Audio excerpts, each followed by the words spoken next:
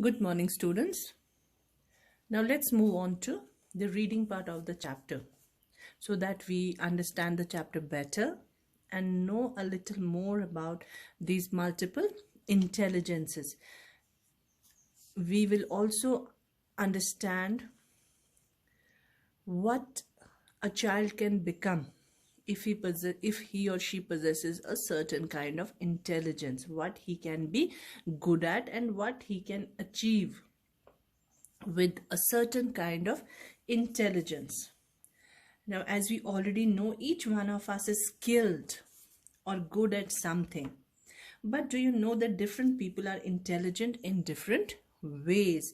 Because like I told you in the earlier video, we possess at least 6 kinds of intelligences, and some of them can be dominant in us, whereas we can balance all these 6 intelligences together and perform well in all spheres of life. So being good at your studies is one kind of intelligence. Like I told you that in just a few years back, we would just assess or evaluate children on the basis of that kind of intelligence only, whether a child is good at studies or not. If he was good, then we would consider him an intelligent student. But if he did not perform well in the studies, then we would put him in a different category. This is how we evaluated children, but those times have changed now. So it is not that we have only one kind of intelligence. If you're good at studies and that is the only kind of intelligence you have, but there are many others too, like we know about them now. Now read the descriptions. Now these intelligences have been given in detail in our chapter to find out, and it will also help you to find out about your strong points, about your weaknesses. Then you can identify your intelligence, what kind of intelligence you possess, what kind of intelligence is stronger in you. To find out which of the following types of intelligence best describes you. And remember that there will be probably more than one type of intelligence which fits you. So these are the different 6 kinds of intelligences. Let's read them individually and separately. First kind of intelligence that a person possesses is visual intelligence. Like I told you, visual pertains to vision, related to our eyes, how we perceive pictures, how we form these images in our mind. And person with a visual intelligence, what does he like? He likes to think in pictures and creates mental images to remember things. They enjoy looking at maps, charts, pictures, videos and movies. And what are they good at? They are good at puzzle building because it consists of pictures. They are good at reading, writing, understanding maps, charts and graphs, a sense of direction, sketching, painting, fixing or making objects and understanding pictures. That is what people with visual intelligence are good at. And what they can become navigators. Navigators are people who study and analyze maps. Sculptors, they can become sculptors. Sculptors are people who carve statues out of stones, out of so many other things. They basically carve out statues. Artists, inventors, architects. Architects are people who build or design buildings. Interior designers, mechanics and engineers. Now next is verbal intelligence. People with verbal intelligence like to use words, since it is related to linguistic or language intelligence.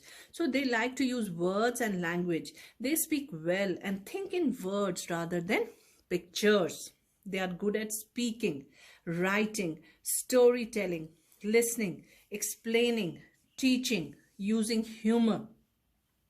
Humor is comic or comedy expressions, understanding the meaning of words, remembering information, convincing someone of your point of view. Just because they can speak well, so they can convince others very easily, and they can become poets, journalists, writers, teachers, lawyers, politicians, and translators. Translators are people who translate languages in different languages. So just because they are good at speaking, they can be poets, they can express well, they can become journalists to convince others about the news, to give news to people, writers, teachers. Then there is mathematical intelligence. Mathematical intelligence pertains to logical intelligence. When you have mathematical intelligence, you like to use reason, logic, and numbers. You just do not believe what people say or what people show you. You try to see the reason behind that. So you use reason, logic, and numbers, always curious about the world around. You ask lots of questions and like to do experiments, and you are good at problem solving puzzles, experimenting, questioning, and wondering about natural events, doing mathematics, calculations, working with geometrical shapes. And you can become scientists, engineers, computer programmers, researchers, accountants, and mathematicians. So next we have bodily intelligence. When you possess bodily intelligence, you like to control your body movements and handle objects skillfully. You have a good sense of balance and can catch or hit a ball well, and like to dance. You like to move around while learning. So you are good at dancing, physical coordination, sports, crafts, acting, miming. Miming is mimicry. Using your hands to create or build. You express emotions through your body. And you can become a dancer, an athlete, physical education teacher, actor, firefighter, or a crafts person. And now we have musical intelligence. And when you have musical intelligence, you like to play and enjoy music. You think about sounds, rhythms, and patterns. You immediately respond to music, either appreciating or criticizing what you hear. Sorry.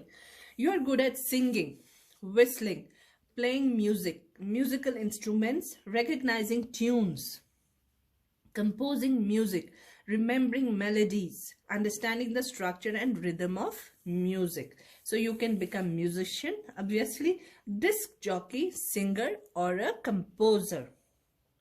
And next we have interpersonal intelligence. And when you have interpersonal intelligence, you like to understand others. You try to see things from other people's point of view in order to understand how you think or feel. You are a good organizer and manage to get other people to cooperate and work as a team. And you are good at seeing things from others' view, listening, understanding other people's moods and feelings, solving problems, cooperating with groups, noticing people's moods, communicating, and building trust. And when you have interpersonal intelligence, you can become a counselor, a salesperson, a politician, a business person, or a teacher. So this is what there was all about the chapter. Now we have done these 6 kinds of intelligences in detail. That was all about the chapter. Now we will move on to textual exercises.